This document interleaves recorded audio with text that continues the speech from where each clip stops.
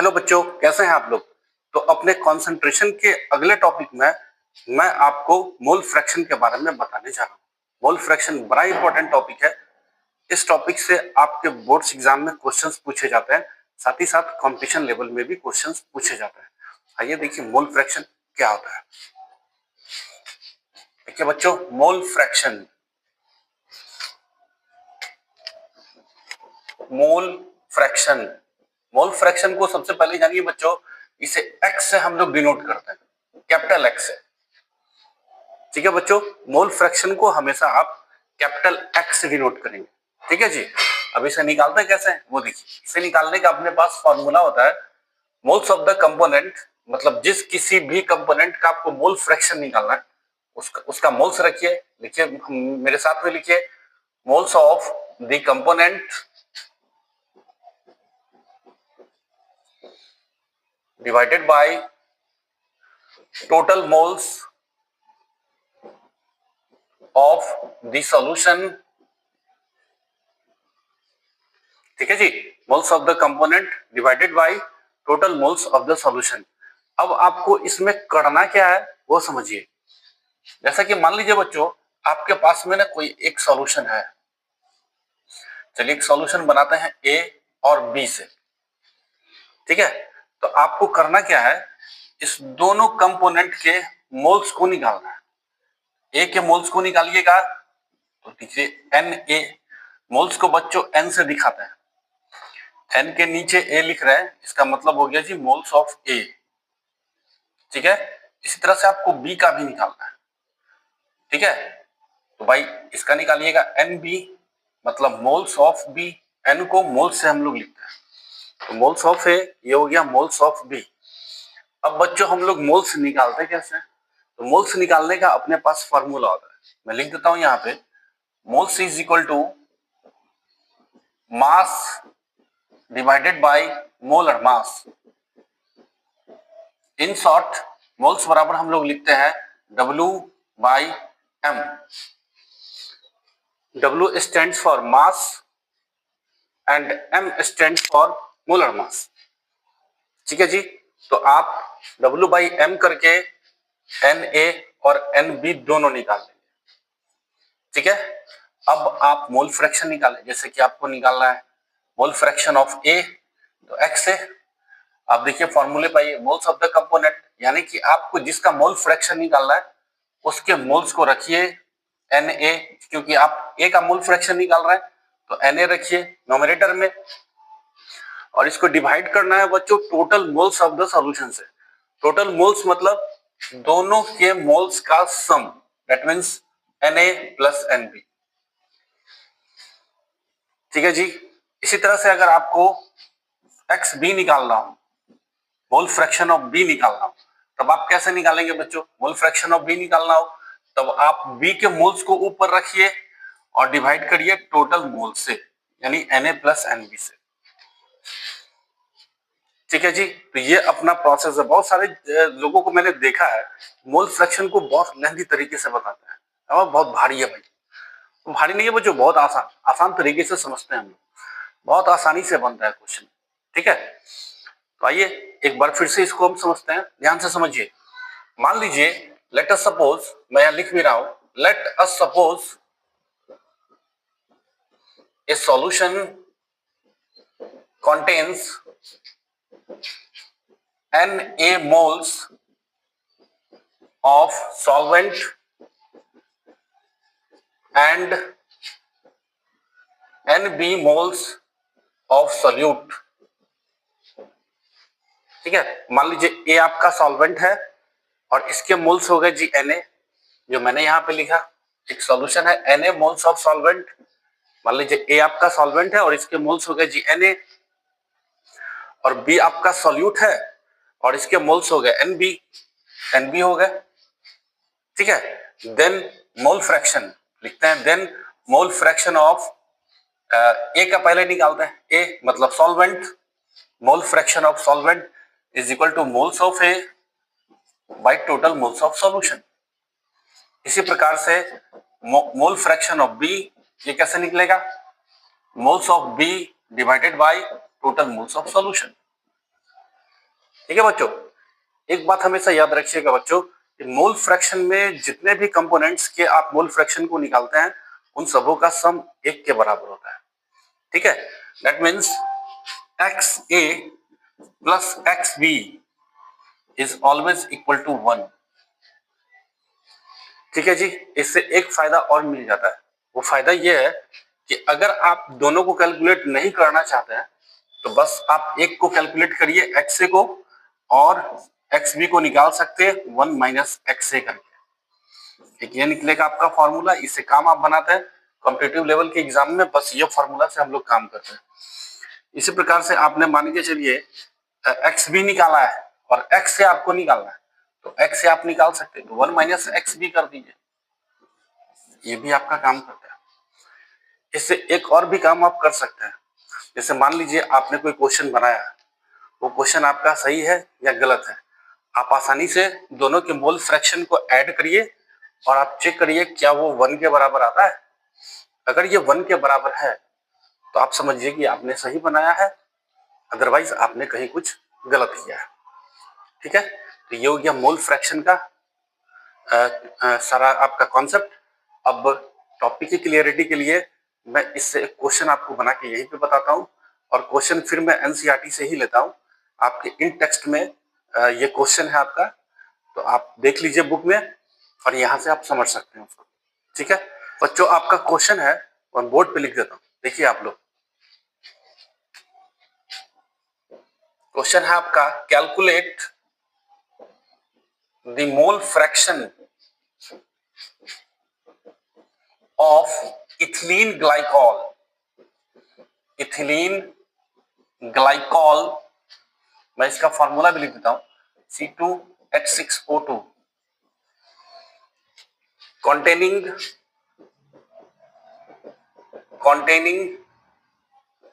20% of ethylene glycol by mass।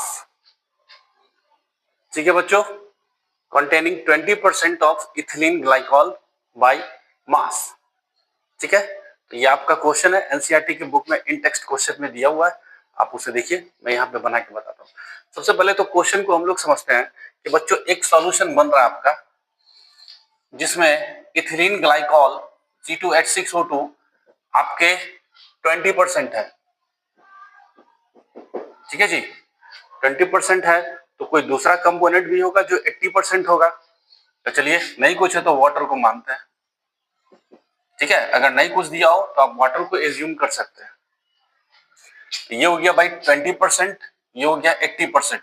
ठीक है, मान लेते हैं ये 20% नहीं 20 ग्राम है और ये आपका 80 ग्राम है। ठीक है, तो सबसे पहले हम लोगों को दोनों कंपोनेंट्स के मोल्स को निकालना होगा। मोल्स को निकालने के लिए अपने पास फॉर्मूला है W/M, mass divided by molar मास।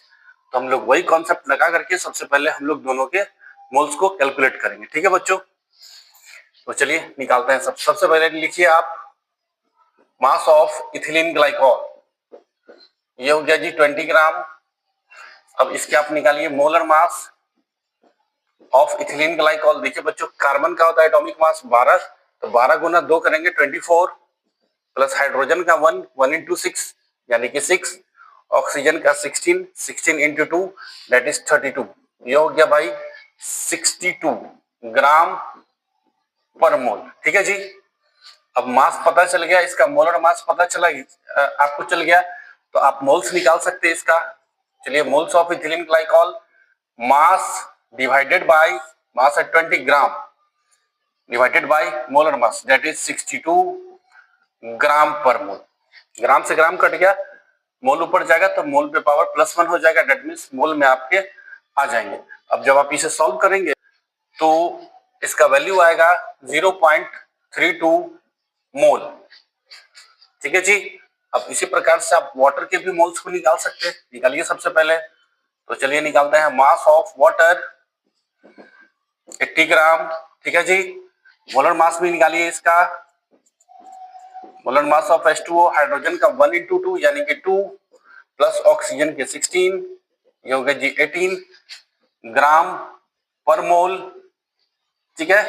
अब इसके भी मोल्स को आप निकाल लीजिए, moles of H2O, mass divided by molar मास 18 ग्राम पर मोल। ग्राम से ग्राम कट गया, आपका मोल बचेगा। इसको सॉल्व कीजिएगा तो इसका वैल्यू आएगा 4.44 मोल। ठीक है बच्चों, अब दोनों कंपोनेंट के आप मोल्स को आप निकाल चुके हैं। अब सीधे हम लोग मोल फ्रैक्शन निकालेंगे। मैं वो मोल फ्रैक्शन यहां निकाल देता हूं, तो चलिए निकालते हैं। मोल फ्रैक्शन ऑफ C2H6O2 यानी इथिलीन ग्लाइकॉल। क्या हम लोग किए थे बच्चों, याद होगा? जिस किसी का मोल फ्रैक्शन निकालना है उसके मोल्स को आप ऊपर रखिए और डिवाइड करिए टोटल मोल से, मतलब दोनों कंपोनेंट के मोल्स के सम से। 0.32 प्लस 4.44। इसी तरह से अगर आपको वाटर का निकालना हो तो वाटर का आप निकाल सकते हैं। वाटर के मोल्स को ऊपर रखिए या 1 से आप घटा भी सकते हैं। जो फॉर्मूला मैंने बताया था आपको, दोनों के सम का सम 1 के बराबर होता है, तो या तो आप फॉर्मूले से लगा सकते हैं या 1 से घटा सकते हैं। चलिए, तो 4.44 ऊपर में रखिए और डिवाइड करिए 0.32 प्लस 4.44। जब आप इसे सॉल्व कीजिएगा 0.068 आएगा और इसका आएगा आपको 0.932। ये कैंसर। बच्चों, मोल फ्रैक्शन का कोई यूनिट नहीं होता है, याद रखिएगा, क्योंकि ऊपर में भी मोल्स और नीचे में भी मोल्स कट जाएगा तो कुछ बचेगा ही नहीं। ठीक है बच्चों, तो इस प्रकार से मोल फ्रैक्शन भी आपका खत्म हुआ और टॉपिक की क्लियरिटी के लिए मैंने क्वेश्चन भी आपको करवा दिया है। हेलो बच्चों, कैसे हैं आप लोग? आई होप अच्छे होंगे। तो कंसंट्रेशन टर्म के अगले टॉपिक्स में आपको पढ़ना है, वो मैं लिख रहा हूं। आपका टॉपिक है मोलालिटी, तो मेरे साथ साथ लिखिए। का टॉपिक है बच्चों मोलालिटी। सबसे पहले तो बच्चों जानिए, मोलालिटी को हम लोग स्मॉल m से डिनोट करते हैं, स्मॉल m। ठीक है जी। अब मोलालिटी को जब हम लोग डिफाइन करेंगे तो इसका डिफिनेशन होता है मोल्स ऑफ सोल्यूट डिसॉल्व्ड पर केजी ऑफ द सॉल्वेंट। ठीक है जी। जैसे कि देखिए, मैं बताता हूं, आपके पास ये कोई सॉल्यूशन है, ये सॉल्यूशन आपके दो कंपोनेंट से बने, ए और बी। तो सबसे पहले आपको सोल्यूट को आपको आइडेंटिफाई करना है। जो लीस्ट अमाउंट में होगा, कम मात्रा में जो होगा, वो आपका सोल्यूट होगा। ये चलिए मान लेते हैं आपका सोल्यूट है, तो इस सोल्यूट का आपको निकालना है जी मोल्स। और मोल्स निकालने का अपने पास वही पहले वाला ही फॉर्मूला है, W/M। Moles is equal to mass by molar mass यानी कि W/M। ठीक है जी। अब मोल्स निकाल लेने के बाद आप इस सॉल्वेंट के मास से इसमें डिवाइड कर देंगे। चलिए मैं फॉर्मूला लिखता हूं, moles of solute divided by weight of solvent in KG. भाई सोल्यूट का आपने मोल्स निकाला, ये आपने सोल्यूट पहचान लिया, सब सोल्यूट का आपने मोल्स निकाल लिया मास में मोलर मास करके। अब इसमें आपको डिवाइड करना है सॉल्वेंट के मास को। ये आपका सॉल्वेंट, चूंकि बी आपका सोल्यूट था तो ए आपका सॉल्वेंट होगा। ठीक है जी। अब ये सॉल्वेंट जो है आपका, इस सॉल्वेंट के मास में आप इसे डिवाइड कर देंगे। तो चलिए, सॉल्वेंट का मास हो गया जी ए, तो इसमें आप ए से डिवाइड कर देंगे। सिर्फ एक चीज बच्चों याद रखिएगा कि जब आप सॉल्वेंट के मास को लेते हैं तो वो एनी हाउ केजी में ही होना चाहिए। किसी किसी केस में ये केजी में ना देके आपको ग्राम में या किसी दूसरे यूनिट में दे सकता है, तब उसे आपको कैसे भी करके केजी में चेंज करना ही है। तो चलिए मैं आपको एक और फॉर्मूला बना देता हूं ताकि कंफ्यूजन ना हो। और molality M is equal to moles of solute by weight of solvent in ग्राम। और ग्राम को केजी में चेंज करने के लिए आप 1000 से डिवाइड करता है, 1000 ऊपर चला जाएगा। ठीक है बच्चों, यूनिट्स की बात करते हैं। इसका यूनिट्स क्या होगा बच्चों, खुद आप सोचिए। आपने क्या निकाला, मोल्स, किसमें, केजी में। मोल्स आपने केजी में निकाला ना, इसे भी आपने केजी में चेंज किया है। तो इसका यूनिट्स हो गया मोल पर केजी। ठीक है जी, मोल्स पर केजी, या आप सिंपली इसे आप एम भी लिख दीजिएगा तो भी आपका काम चल जाएगा। ठीक है, एक और चीज याद रखिएगा, molality is not affected by temperature. अगर टेम्परेचर आपका बढ़ता घटता है तो मोलालिटी के वैल्यू में कोई फर्क नहीं आएगा। ऑब्जेक्टिव में ये क्वेश्चंस पूछे जाते हैं बोर्ड्स की एग्जाम में कि भाई कॉन्सेंट्रेशन टर्म आपको एबीसीडी करके 4 ऑप्शन दे देगा और आपसे पूछेगा कि बताइए इनमें से कौन सा कॉन्सेंट्रेशन टर्म है जो टेम्परेचर से इफेक्ट नहीं होगा, तो आपका यही मोलालिटी है। It is not affected by temperature. मैं लिख रहा हूं it is not affected by temperature. ठीक है जी, यही आपको मोलालिटी में करना है। अब टॉपिक की क्लियरिटी के लिए मैं आपको अभी एक न्यूमेरिकल बना के यहीं पे बता रहा हूं ताकि आप टॉपिक को अच्छे से समझ पाइए। ठीक है बच्चों, चलिए।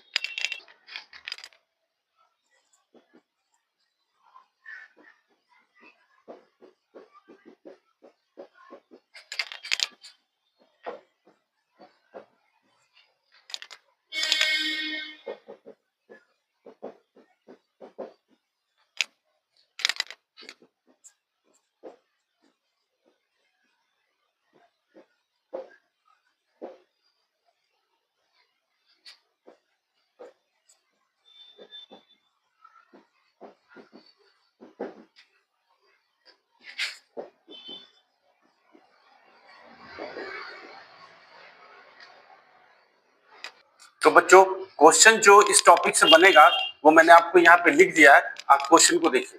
क्वेश्चन क्या रहा आपका, 2.5 gram of ethanoic acid is dissolved in 75 gram of benzene, calculate the molality of the solution. ये आपका क्वेश्चन कर रहा है। तो इथेनोइक एसिड का मैंने फार्मूला यहाँ लिख दिया है, ठीक है, और ये बेंजीन में घुला हुआ है। तो इस सॉल्यूशन का आपको मोलालिटी निकालना है। तो आपको समझ में आ गया होगा कि ये 75 ग्राम बेंजीन है आपका, ये अधिक मात्रा में है, और 2.5 ग्राम इथेनोइक एसिड ये आपका कम मात्रा में है। तो अपना सॉल्यूट यही बनेगा। ठीक है बच्चों, ये सॉल्यूट है और हम लोगों को सॉल्यूट का मोल्स चाहिए। मोल्स के लिए चाहिए मास और मोलर मास। ठीक है, तो आइए हम लोग निकालते हैं। सबसे पहले आप मास ले लीजिए। चलिए, मास ऑफ इथेनोइक एसिड ये आपको दे रखा है 2.5 ग्राम। अब अपने को मोलर मास भी चाहिए, तो चलिए molar mass of ethanoic acid चलिए निकालिए। कार्बन हो गया 1 और 2, कार्बन का एटॉमिक मास होता है 12, 12 इंटू 2, फिर प्लस कीजिए, हाइड्रोजन 3 और 1 4, 1 इंटू 4, प्लस ऑक्सीजन 2, ऑक्सीजन का एटॉमिक मास होता है G16, तो 16 इंटू 2, ये हो गया भाई 12 टू 24 प्लस 4 प्लस 32। इस सब को आप सॉल्व कीजिएगा तो आएगा 60 ग्राम पर मोल। ठीक है जी, अपने को मास पता चल गया, अपने को मोलर मास भी पता चल गया। तो मास बाई मोलर मास करके हम मोल्स निकाल सकते हैं। चलिए मोल्स निकालते हैं। तो चलिए निकालिए मोल्स ऑफ इथेनोइक एसिड। ये हो गया जी mass divided by molar mass हो गया 60 ग्राम पर मोल। आप ग्राम से ग्राम काट दीजिए और जब आप इसे सॉल्व करिएगा तो इसका वैल्यू आएगा 0.0417 मोल।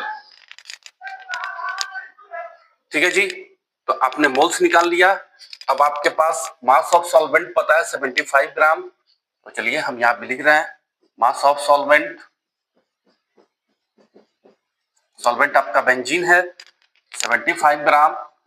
तो एक बार मोलालिटी का फॉर्मूला हम लोग जरूर लिखेंगे। Molality is equal two moles of solute by weight of solvent, और ये ग्राम में है तो आपको केजी में चेंज करना होगा। चलिए सबको सॉल्व कीजिए। मोलालिटी का वैल्यू आपका कितना है भाई, सॉरी मोल्स ऑफ सोल्यूट का वैल्यू कितना निकला। मोल्स हमने यहाँ पे निकाला था, मोल्स 0.0417। वेट ऑफ सॉल्वेंट अपना कितना है 75, और इसे फिर 1000 से आपको मल्टीप्लाई करना होगा।